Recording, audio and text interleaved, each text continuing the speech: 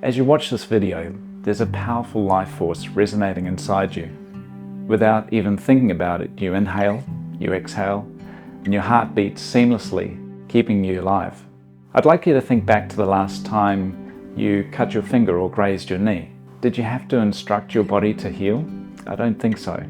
Now imagine what your body would be capable of if you knew how to consciously provide it with the building blocks it needs, not just to heal, but to thrive. For years we've been led to believe that cancer is just some kind of random force that strikes with no rhyme or reason and ultimately is out of our control. But this is not the case. Recent studies have shown that 90 to 95% of cancers are actually caused by very controllable lifestyle factors. Factors such as dietary choices, lifestyle factors, exposure to toxins, and the way that we manage our stress and our emotional well-being. So this means that only 5 to 10% of cancers are hereditary.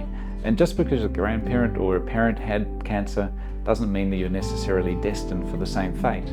The Controlling the Odds book and website is designed to provide you with all the guidance and knowledge you'll need to identify the controllable factors that could have contributed to the development of your cancer. And with the right knowledge, you can start to make conscious decisions to reverse those lifestyle factors and start controlling the odds in your favor. Hi, my name is Matt Straight. I've been a nutritionist for over 2 decades. And it wasn't until 2016 when my mother was misdiagnosed and later found to have pancreatic cancer that I realized that as a nutritionist, I had no idea how to help her. As a son and a nutritionist, I really thought that I should have some of the answers to the many questions that comes up when you or someone you love gets diagnosed with cancer, but I didn't. And I was shocked by that. I started researching frantically, trying to find information to help Mum, but all I could find was information about chemotherapy, radiation or surgery, and nothing that would help her from a holistic point of view. Not only did I not find much useful information, what I found was potentially harmful information from websites and sources which I thought should be reputable. There was information like feeding cancer patients whatever they like to eat to try and fatten them up and keep their weight up, and doctors' recommendations for supposed health drinks which had twice the amount of sugar as soda. I mean, we know that cancer cells thrive on sugar, so feeding a cancer patient something which is high in sugar is just like a fireman turning up to fight a fire, but instead of water in their hose, they've got petrol. I remember thinking on many occasions, why is there no one-stop resource for people that have been diagnosed with cancer, whose lives have been turned upside down and searching for answers? I wasted weeks and months trying to find valuable information that could have helped my mother.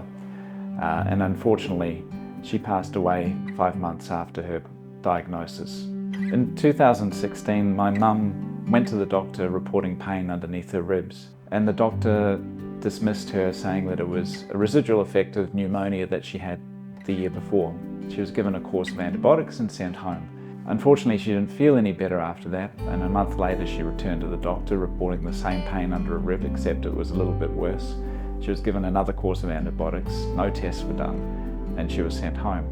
It wasn't until 3 months after her first visit that Mum went back to her doctor with her partner, and they both sat in front of him and demanded that some kind of test would be done. Unfortunately, there was a scan done which revealed that she had late-stage pancreatic cancer, and 5 months later she was gone. I don't like to dwell on it, but I know that if the doctor had done some kind of tests, a simple blood test, in that first visit, he would have found inflammation markers. He would have found other things which would have encouraged him to do some further investigation. After Mum passed away, I went into a state of depression, and I couldn't stop thinking about all the things that we could have done to help her. I started compiling all the information that I possibly could, from interviewing cancer patients, helping cancer patients in my nutrition practice, and I started to understand some patterns of things which cancer patients wish they knew when they were first diagnosed. I then spent the last 6 years compiling all of this information into one resource which I thought could help other people that have been diagnosed with cancer. And the result is the Controlling the Odds book and website. I've made it my life's mission now to help other people diagnosed with cancer not have to waste the weeks and months researching through information which quite honestly is average at best. I've put everything that you need to know into one resource so that you don't have to waste the time like I did.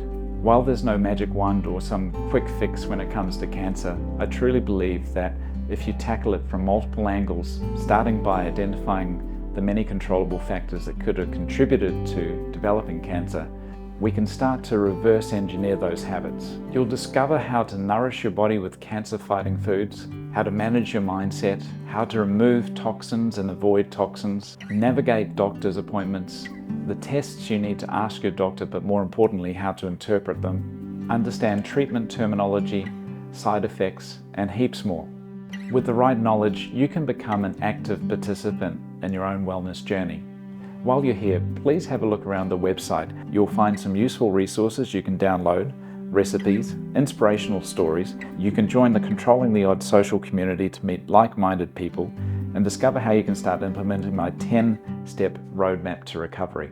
If you find the information in this website helpful, I'd really encourage you to share it with someone that you know that might benefit. You might even consider buying my book, which has a heap of practical and useful information that would help anyone that's diagnosed with cancer. The proceeds from the book helps me keep this ever-evolving website running, so I can continue to provide free information and education to those that need it.